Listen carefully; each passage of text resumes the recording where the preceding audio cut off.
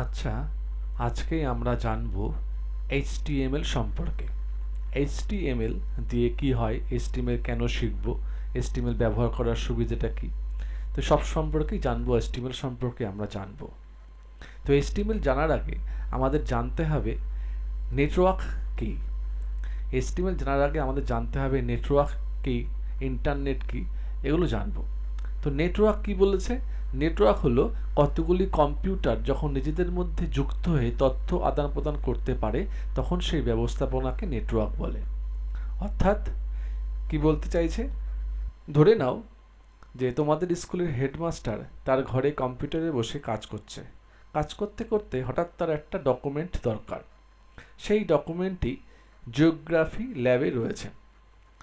তো তাকে তখন কি করতে হবে? তখন তাকে সেই জিওগ্রাফি ল্যাবে যেতে হবে, গিয়ে পেন ড্রাইভ কম্পিউটারে ঢুকিয়ে সেই ফাইলটাকে কপি করে পেন ড্রাইভে নিতে হবে।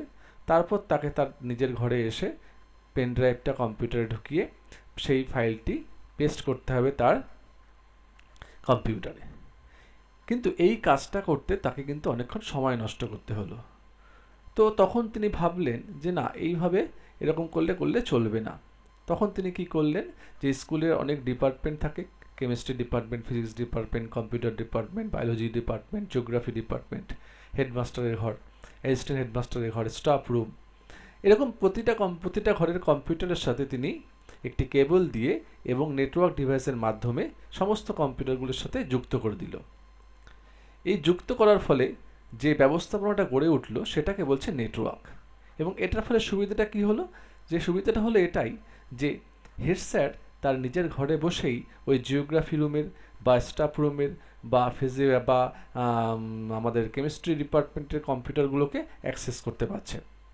ফলে সুবিধাটা এর ফলে এটাই হলো যে তিনি ওই তার নিজের ঘরে বসেই কিন্তু ওই দূরের কম্পিউটারগুলোকে অ্যাক্সেস করতে পারছে। তাকে উঠে যেতে হচ্ছে না, তাকে সময় নষ্ট করতে হচ্ছে না।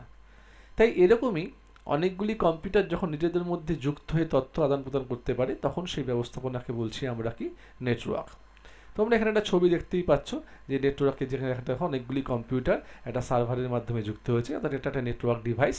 অনেকগুলি কম্পিউটার যুক্ত হয়ে তারা কিন্তু একে অপরের মধ্যে তথ্য আদান প্রদান করতে পারছে।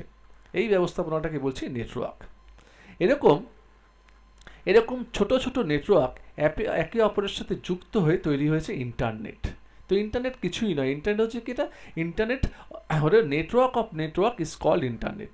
Network of networks is called internet. তার মানে কি, অনেকগুলি নেটওয়ার্ক একসাথে যুক্ত হয়ে যখন একটা বড় নেটওয়ার্ক তৈরি করে তখন সেটাকেই বলছি আমরা ইন্টারনেট। তোমরা নিচের ছবিটাতে দেখতেই পাচ্ছ যে ছোটো ছোটো নেটওয়ার্কগুলো যুক্ত হয়ে একটা বড় নেটওয়ার্ক তৈরি করেছে, যার ফলে এই নেটওয়ার্ক থেকে আমরা এই নেটওয়ার্কের তথ্য অ্যাক্সেস করতে পারছি। এখানকার একটা কম্পিউটার এখানকার একটা কম্পিউটারকে অ্যাক্সেস করতে পারছি কী করে? এটা একটা নেটওয়ার্ক, এই কম্পিউটারটা আর একটা নেটওয়ার্কে রয়েছে এবং তারা একে অপরের সাথে যুক্ত হয়ে একটা বড় নেটওয়ার্ক তৈরি করেছে, যাকে বলছি আমরা ইন্টারনেট। আবার কেউ কেউ ইন্টারনেটকে বলছে যে internet is an ocean of information. তার মানে কি, ইন্টারনেট হলো তথ্যের মহাসাগর। এটা কেন বলতে চেয়েছে? তার কারণ হচ্ছে যে আমরা ইন্টারনেট করতে যাই, ইন্টারনেট করি, এটা কেন করতে যাই? আমরা ইন্টারনেট থেকে আমরা তথ্যই অ্যাক্সেস করতে যাই। সাপোজ মনে করো আমরা যাই ইন্টারনেট করতে, কি করতে যাই ইন্টারনেটে? আমরা কোনো ভিডিও ডাউনলোড করলাম বা কোনো আমরা সাইট ওপেন করলাম, সেখানে কোনো ইনফরমেশন সম্পর্কে জানতে পারলাম, বা আমি অনলাইনে ফর্ম ফিল আপ করলাম, বা আমি কোনো গান ডাউনলোড করলাম। তো ইন্টারনেটে কিন্তু আমরা তথ্য অ্যাক্সেস করতেই যাই। তার জন্যই বলছে ইন্টারনেট হলো তথ্যের মহাসাগর। অর্থাৎ এখান থেকে, ইন্টারনেট থেকে আমরা যতই তথ্য অ্যাক্সেস করি না কেন, তথ্যের কিন্তু শেষ হয় না।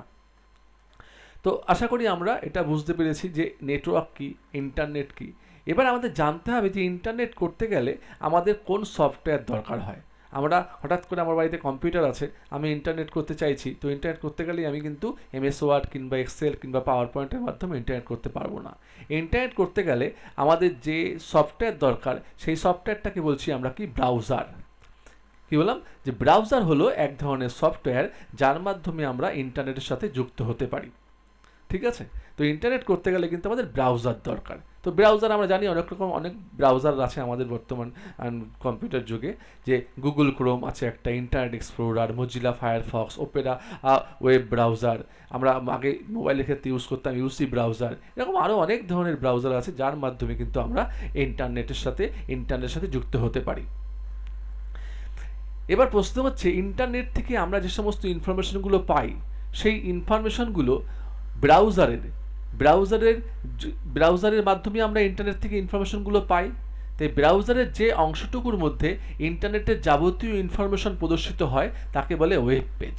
কি বললাম আমরা, যে ইন্টারনেট থেকে যে এই সমস্ত ইনফরমেশনগুলোকে আমরা গ্যাদার করছি বা জানার চেষ্টা করছি, সেটা ব্রাউজারের যে অংশটুকুর মধ্যে দেখতে পাই সেটাকে বলছি আমরা কি, ওয়েব পেজ।